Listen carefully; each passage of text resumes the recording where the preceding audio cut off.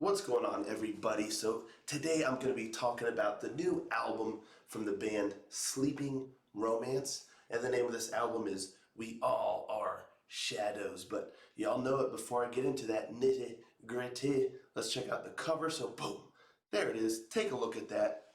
You know, I'm a little iffy on the cover. It looks kind of cool, especially with the title there, We All Are Shadows, and you kind of see almost what looks like a spirit or ghost, some kind of ethereal being, just kind of translucent and just moving about. So, I get it. I get why it kind of looks like that and whatnot, but it just doesn't really jump out at me. I feel like if you're kind of looking through the albums at the record shop, you never heard of them before. Will that really kind of catch your attention? Or I don't know. It's just really, really simple. There's really just like the two colors, the black background and then the white of like the vapor or mist or whatnot. So yeah, I just don't know how I feel about the cover. And as far as conveying what is the style of music within, like again, if you're at the record shop and you're looking through, you never heard of the band before, and you see that cover, does it give you a good idea of what to expect on the album? Again, I'm kind of like, this could go many different ways, for lots of different styles. I feel like with a cover like this, and We All Are Shadows, Sleeping Romance, and you kind of see it. I feel like it could be indie. I feel like it could be metalcore. It could be symphonic metal. It just doesn't really tell you exactly like what you could expect. So it's just hard to get a read on it. So, as far as the cover's concerned on both fronts, I'm a little iffy on it. But that's where pretty much my iffiness about this album stops. Because let's talk about the album itself here now. This bad boy's got 10 tracks on there. Comes in at about 41, 42 minutes. Good length, a good number of songs.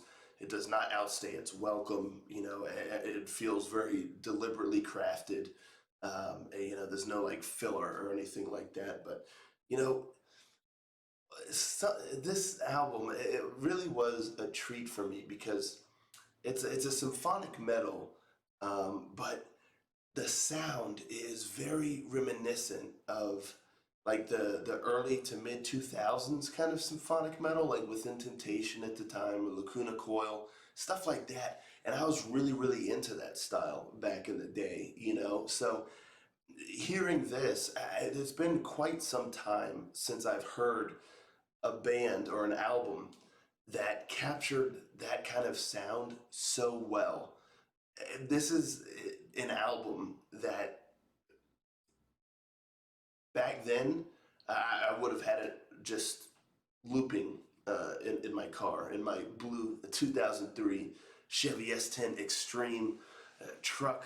Yeah, I love that truck. It was so tight. But yeah, back when cars had CD players in them still, I would have just had this in constant rotation because it really is that sound that I loved back then. Now, I don't really listen to the style too terribly much anymore these days, but I recognize quality when I hears it. And again, it just really captures that sound. And there's a lot about this album that also sets them apart from other bands, in this kind of genre and style. But yeah, so let's talk about this a little bit. So it's kind of like symphonic metal with there's some electronic elements thrown in. It's kind of like new metal-y at times, which is why it reminded me of the early to mid 2000s. You get that new metal kind of sound with the guitars and stuff here and there, and some of the breakdowns and whatnot. The guitar work is really, really great. Really, really great here. You get, like I said, some really heavy, heavy riffs that really, rattle the walls. And then you get some intricate, really great shredding going on, some really great melodies going with the guitar, and then you also get what almost sounds like acoustic. I don't think it's an acoustic guitar, but some really great strumming rhythms going on throughout as well. So the guitar work is really, really great. It's not like you don't really get like solos going crazy and stuff like that, but you do get some nice intricate guitar work, and it's quite varied. So it really is a treat, a joy to kind of hear how it changes and the dynamics of it throughout each song. The drum work is really solid.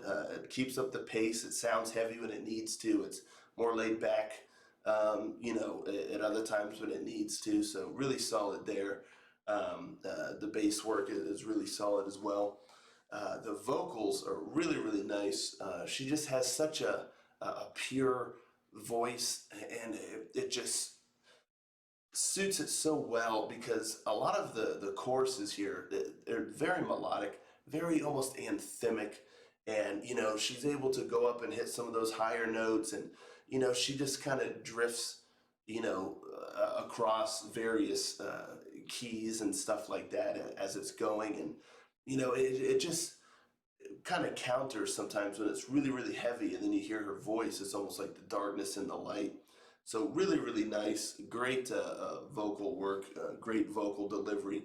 There's some screaming as well. It's not really like guttural. It's more of like kind of like a scream that's throughout. It usually does not take the forefront. Sometimes it does, but for the most part, it's kind of in the background. And the way they did it is really cool because it almost sounds like it's coming through like a static, like in the radio, like if you hear like the like in the radio, and then it's like you kind of hear like a scream coming through that. So it's really, really cool. It adds a nice dynamic there with the vocals, and then it hits heavy sometimes, then it'll get lighter again with like the chorus and the melody. And the one thing I'll say is, you know, they did a pretty good job of not overdoing the screaming vocals, but I would have liked maybe still just a little bit less. Just there's times throughout the album where it's like you kind of are hearing it on a regular basis, and it kind of loses the effect a little bit. So if they had just taken it away just a little bit more, like I said, they did a pretty good job though of not overdoing it, but I still would have removed it from some other sections just to keep the impact alive, like when you heard it.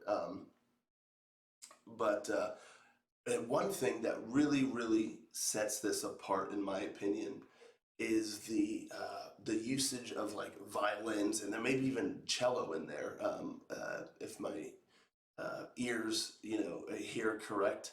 But oh man, just wonderful use of violin, and I like I said, I think cello throughout the album, and it's not overdone. It comes in at certain spots and really adds this nice kind of unique flavor, unique flair, instead of doing kind of like the typical just symphonic elements that are kind of bombastic and you get all this stuff. It's more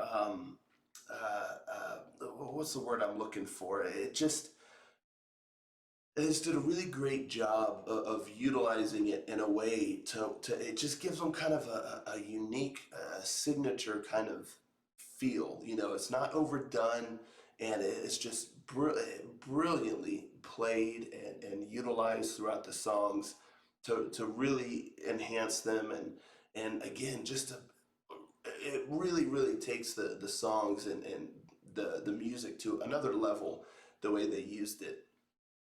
So brilliant, brilliant job as far as that goes. And then there's some like electronic elements. Sometimes you get some electronic beats and stuff to add a little bit more of a flavor.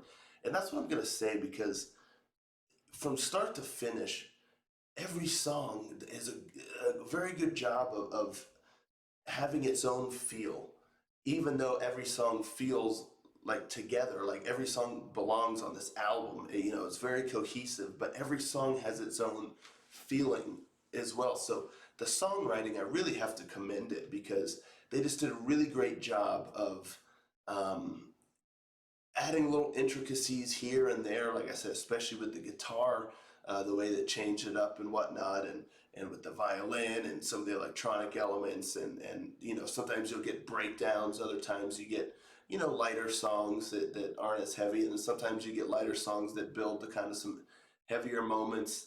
It just really, really good job of keeping it feeling fresh all the way through the album. So the songwriting and the what's it called, the arrangements, just really great job. I feel like this was meticulously put together, um, with a solid vision, and not getting carried away or anything. It's like this is what we want. We want every song to feel kind of new and fresh, but still feel part of the album. And let's throw in a little bit of this or that, but not take away from the core of the sound. And so just really, really well done as far as that goes. And track one is really cool, Shadows and Men. It's a really great intro track. It's kind of like spoken word with some, it's almost like some ethereal voices kind of coming in here and there.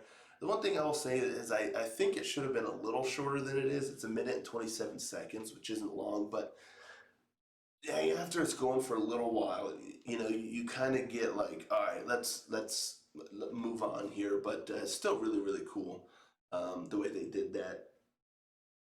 And the final song, they do a really great job as well. It's almost like hints of like Daft Punk kind of in the beginning of the song, and it has a little bit of a pop, kind of electronic pop kind of flair to the last song, but it just rounds out the album really well, and just closes it out on a solid note, and in a fulfilling way, that doesn't like leave you hanging or anything. So yeah, that's what this album is. I enjoyed it quite a bit. Like I said, if I was 18, 19 again, this would be in constant rotation. I'm not kidding. And like I said, I have not heard a band tackle this sound so well, in quite some time. So just very dynamic, very versatile, very fresh, very uh,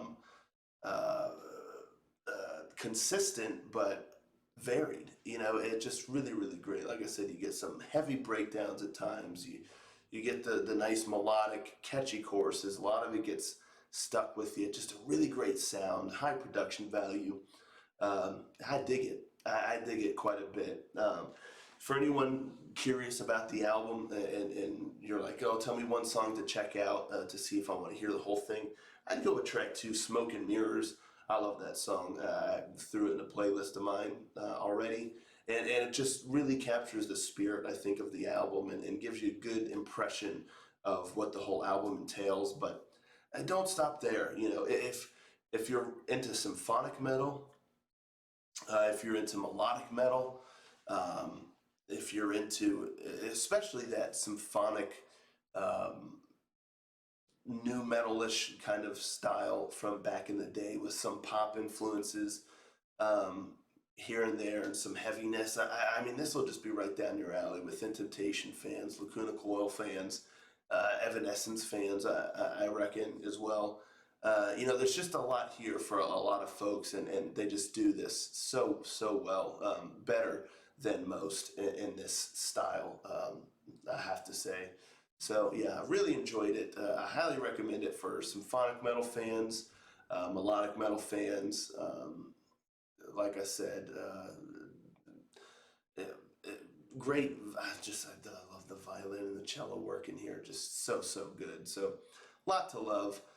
Really, really solid, effort here, an album by Sleeping Romance. And I have to confess, this is the first album I've ever listened to of the band. I think they have like a couple albums they've released prior to this one. But yeah, I can say I'm a fan. Yeah, I can say I'm a fan. Like I said, it's not something I'm just going to be spinning all the time these days. It's just not really a sound, a style I listen to all the time. But as I said before, I used to uh, dig this sound big time, almost 2 decades ago now.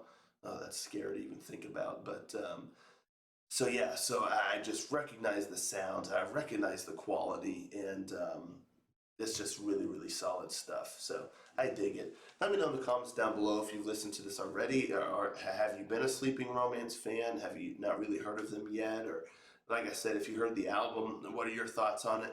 Let's talk about it. And thank you all so much for tuning in. Catch you next time, Ranger. Out.